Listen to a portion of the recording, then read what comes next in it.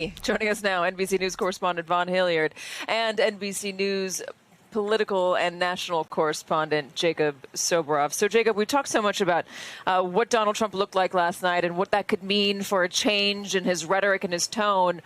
I'm very curious about policy and Donald Trump's policy going forward. You've covered immigration regarding the Donald Trump presidency, his administration. Today, the theme is Keep America Safe Again. A lot of that has to do with immigration. Are you seeing any changes in policy for a potential second Trump term?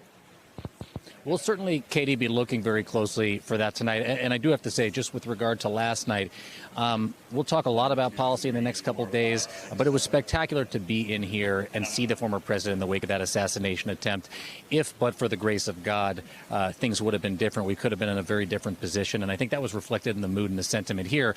Now the conversation turns to politics. And tonight we're going to hear largely about crime and largely about immigration. And if you've looked closely at the platform at all, you have seen that Donald Trump is proposing a significant increase in immigration enforcement from even the policies of his first term.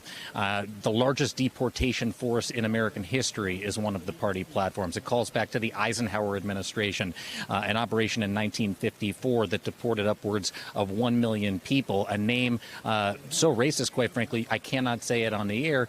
And so the question is, will they continue with those policies as they're laid out in the proposals that they outlined before the convention and before the assassination attempt, or will there be some form of a shift? By the way, I just want to bring you into the, I know you're here with me, but on the floor right now, you can see Don Jr., with whom I had an exchange about immigration yesterday, up on the podium, starting to get ready for whatever the programming will be tonight that they ultimately do in one of these walkthroughs.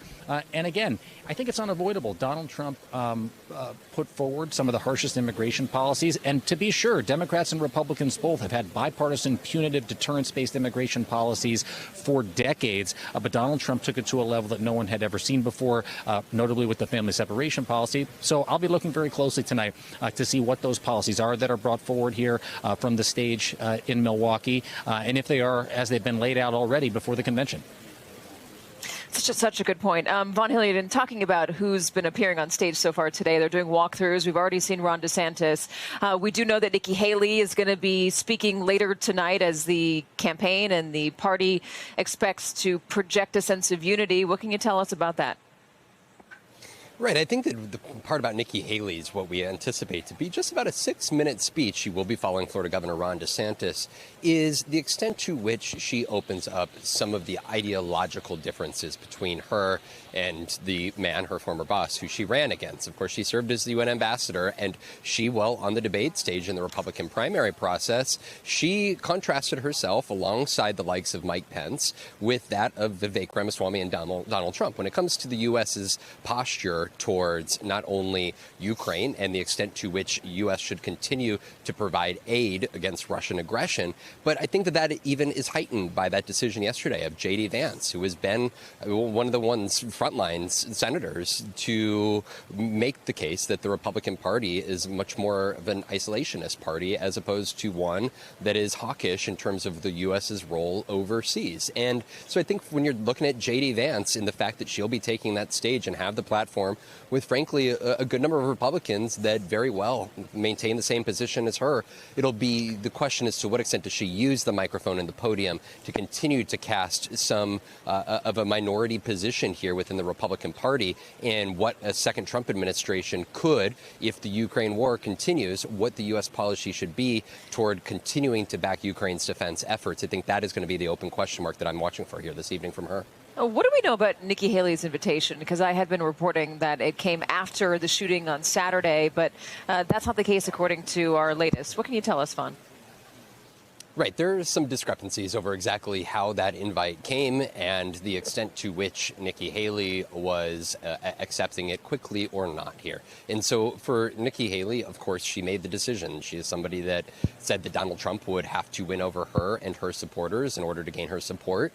Very little is known publicly about whether Donald Trump actually went and made overtures to go and win over her support. She released her delegates here. And so for her, Nikki Haley is still young and could could very well have a political future if she so desired to go and seek that here. And so I think that there's a recognition that this is a Republican Party of Donald Trump now, and waiting on the sidelines for another crack at it is not necessarily the route of somebody who wants to remain effective and influential, whether it be in government itself or outside of government. And Nikki Haley, I think, is well understanding of that, but also she has made the case publicly that she would take a Trump administration over a Biden administration, that this race is a choice between those two, and she has made her choice, and she's going to do what it takes to try to help the man that is going to accept the nomination on Thursday night.